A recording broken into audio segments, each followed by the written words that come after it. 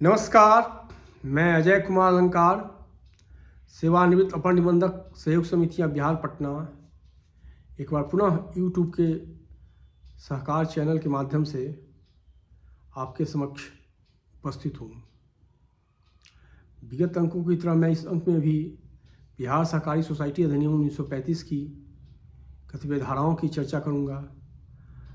अब तक मैंने बिहार सहकारी सोसाइटी अधिनियम 1935 की धारा 39 से लेकर धारा 39 तक की चर्चा की है, उस पर विचार विमर्श किया है, अपनी बातों को रखा है आपके समक्ष।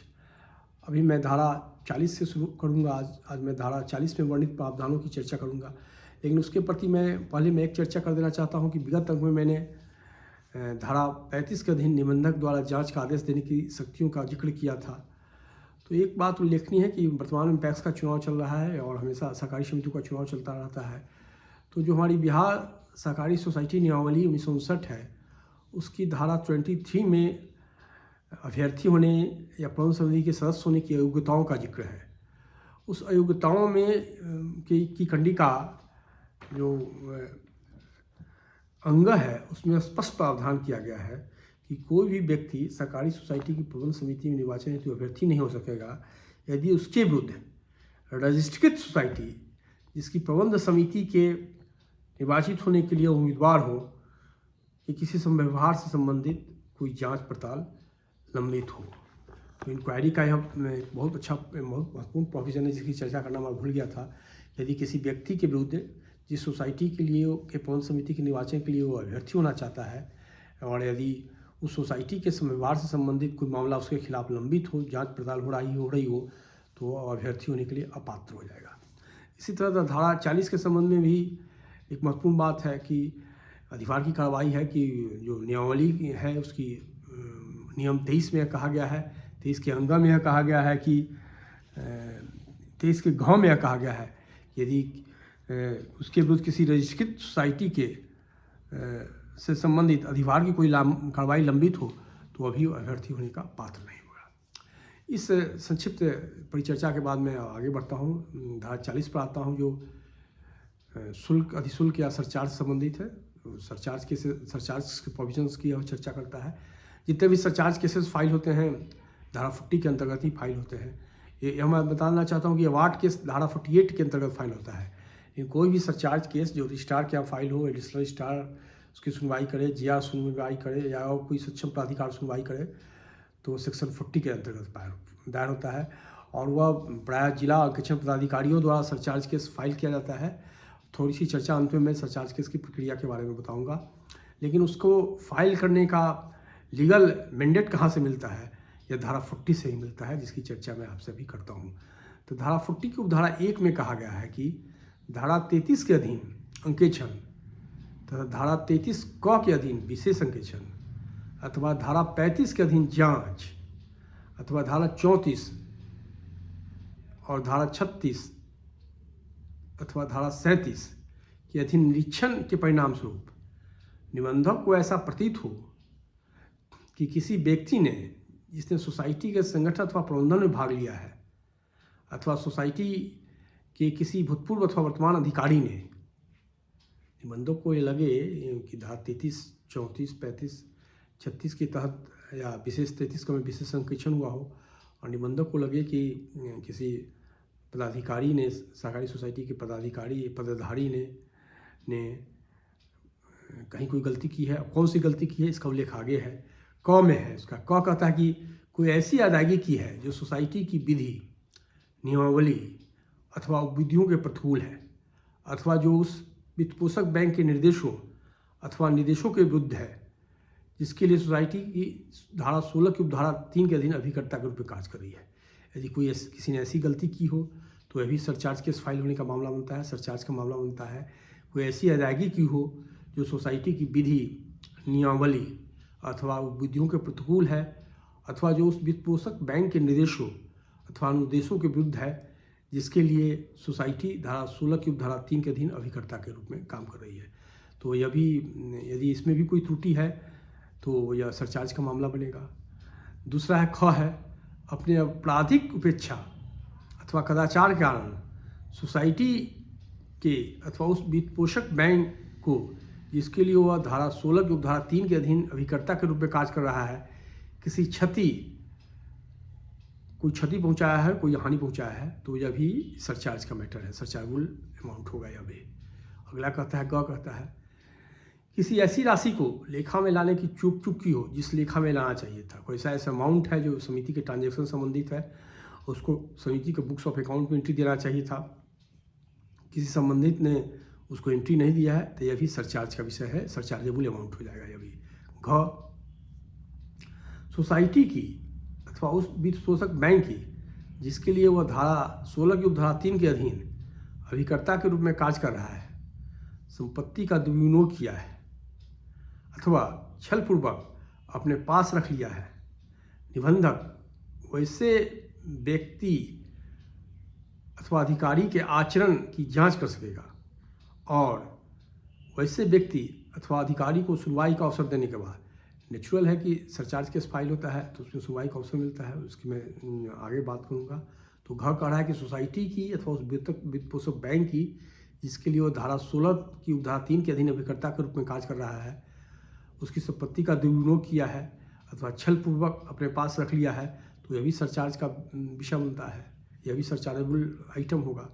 तो उसमें फिर आगे कहता है तब क्या होगा, तो जो क ख ग है उसके बाद तो निबंधक क्या एक्शन लेगा, तो कहता है कि निबंधक वैसे व्यक्ति अथवा अधिकारी के आचरण की जांच कर सकेगा और वैसे व्यक्ति अथवा अधिकारी को सुनवाई का अवसर देने के बाद वैसी अदायगी अथवा क्षति अथवा राशि के संबंध में क्षतिपूर्ति के रूप में यथास्थिति सोसाइटी अथवा वित्त पोषक बैंक की आस्तियों में ऐसी राशि का अंशदान करने अथवा ऐसी संपत्ति का प्रत्यावर्तन करने की अपेक्षा करते हुए आदेश दे सकेगा, जैसा निबंधक इस धारा के अधीन कार्यवाही के व्यय को पूरा करने के लिए समुचित समझेगा या निर्धारित करेगा। यह हो गया निबंधक का पावर है। आगे बढ़िए, फिर कहता है परंतु उसका दिया हुआ है, परंतु है कि उस व्यक्ति अथवा अधिकारी को कंडिका क में निर्देशित अदायगी के संबंध में अंशदान करने की अपेक्षा करते हुए किसी आदेश पारित करने के पहले उस व्यक्ति अधिकारी को पेयी से वैसी अदायगी की राशि वसूलने के लिए तथा यथास्थिति सोसाइटी अथवा वित्तपोषक बैंक की निधियों में जमा करने के लिए युक्त समय दिया जाएगा।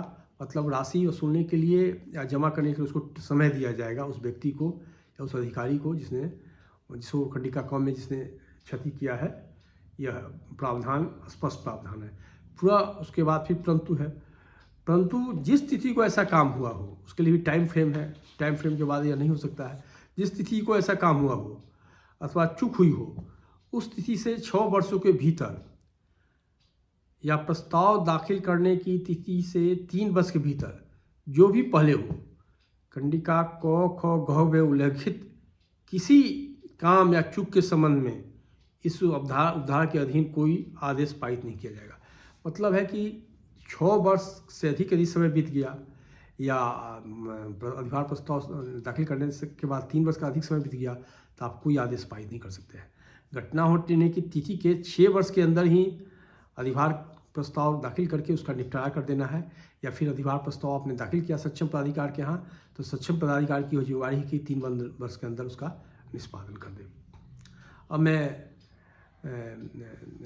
धारा 40 की उपधारा 2 पर आता हूँ। उसमें यह कहता है कि ऐसे व्यक्ति अथवा अधिकारी पर इस अधिनियम के अधीन अथवा किसी अन्य विधि के अधीन उपगत आपराधिक दायित्व होते हुए भी यह धारा लागू होगा। कह रहा है कि हो सकता है कि गमन किया है, दुर्विनियोग किया है, छल कपट से कोई संपत्ति हड़प लिया हो, तो हो सकता है उस पर कोई आपराधिक कार्रवाई चल रही हो, आपराधिक मुकदमा दर्ज हुआ हो, प्राथमिक दर्ज हुई हो, तो उसके होते हुए भी वो तो चलेगा ही, साथ साथ इस धारा के अंतर्गत भी कार्रवाई होगी। यह 40 की उपधारा 2 का कथन है। अब मैं धारा 40 की उपधारा 3 के अंतर्गत आता हूँ जो अपील का प्रावधान करता है।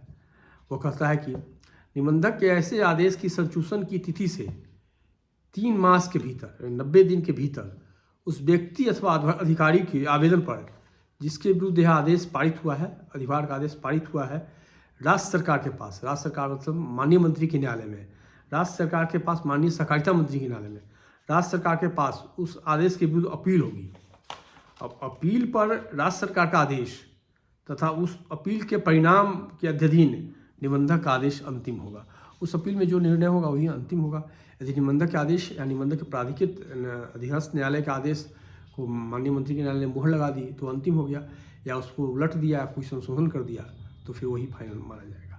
मोटा मोटी मैंने सरचार्ज से संबंधित प्रावधानों की आपकी चर्चा की है। अब इसका एप्लीकेशन नहीं होता है अमूमन। ऐसे तो सरचार्ज धारा 33 अंकेक्षण, धारा 33 का विशेष अंकेक्षण पर तो फाइल किया ही जाता है।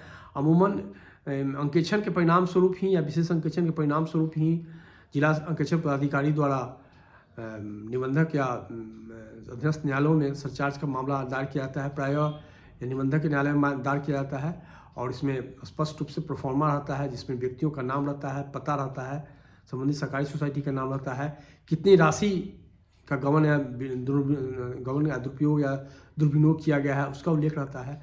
और जब यह दाखिल होता है तो रजिस्ट्रार या तो खुद सुनवाई करते हैं या अध्यस्थ न्यायालयों को हस्तांतरित कर देते हैं। अध्यस्थ न्यायालयों का दायित्व है कि वह पहले नोटिस निर्गत करें। शुरुआत जो दाखिल होते हैं डीओ डिस्ट्रिक्ट ऑडिट ऑफिसर जो दाखिल करते हैं वो अधिभार प्रस्ताव होता है। अधिभार प्रस्ताव की विधिवत सुनवाई करना चाहिए जो जिस न्यायालय को हस्तांतरित हुए, और संबंधितों को नोटिस देना चाहिए जिसने अधिभारवाद दायर किया है उसको भी, जैसे डिस्ट्रिक्ट ऑडिट ऑफिसर है तो उनको भी, और जिस पर अधिभारवाद फाइल हुआ है, जैसे कोई पैक्स के अध्यक्ष हैं, किसी सरकारी सोसाइटी के वर्तमान अध्यक्ष हैं, भूतपूर्व अध्यक्ष हैं, या कोई पदाधिकारी ही हो तो उनको भी नोटिस करना चाहिए और उनका पक्ष सुनना चाहिए। और पक्ष सुनने के क्रम में लगे कि नहीं अधिभारवाद जो में तथ्य है वो सही है तो उसको अधिभारवाद को एडमिट करता है, अधिभार प्रस्ताव को एडमिट करता है और तब वह अधिभारवाद का रूप ले लेता है। अधिभारवाद का रूप ले लेता है उसके बाद संबंधितों से कारण पीछा की जाती है। उसको कहा जाता है जिस पर अधिभार की कार्रवाई की गई है कि भाई विस्तृत जवाब दे, और उसने यदि कोई कारण पीछा समर्पित किया तो उसमें जो संबंधित व्यक्ति हैं, जो डिस्ट्रिक्ट ऑडिट ऑफिसर हैं या बैंक है या जिससे उस सरकारी सोसाइटी जिसका पैसा है उससे भी जानकारी ली जाती है, उससे भी प्रतिवेदन लिया जाता है। उसके बाद जब न्यायालय को लगता है उसके कि क्या सही क्या गलत है कि उसके अनुसार पर वह निर्णय पारित करता है। और जब तक यह राशि जमा नहीं की जाती है संबंधितों के विरुद्ध की द्वारा तो इसकी योग्यता की श्रेणी में आएगा। और साथ ही इस राशि की वसूली के लिए दो प्रावधान हैं। एक तो आप सिविल कोर्ट में भी जा सकते हैं, जिस संस्था की राशि है, जिसकी राशि जिस सरकारी सोसाइटी की राशि है या जिसकी राशि है वो सिविल कोर्ट में भी इसका एक्सक्यूशन कराने के लिए जा सकता है, या फिर वो सर्टिफिकेट कोर्स कर सकता है। सिविल कोर्ट का भी दरवाज़ा इसके लिए खुला हुआ है अधिभार प्रस्ताव के अधिभार आदेश को एक्सिक्यूट करने के लिए। बहुत सारे मामले में होता है कि लोग पैसा जमा कर देते हैं, लेकिन कई मामलों में यदि पैसा नहीं जमा करते हैं तो फिर उन पर जनरली सर्टिफिकेट केस होता है। लेकिन इस सिविल कोर्ट में भी अधिभार आदेश को एक्सिक्यूट कराने के जाने का ऑप्शन खुला हुआ है। तो आज के अंक में इतना ही, फिर अगले अंक में मिलेंगे। तब तक मैं आपसे विदा लेता हूँ पुनः इस अनुरोध के साथ कि आप मेरे चैनल को सब्सक्राइब करें, शेयर करें, लाइक करें, प्रचार प्रसार करें ताकि मैं आगे भी आपके सामने अपनी प्रस्तुति दे सकूँ। धन्यवाद।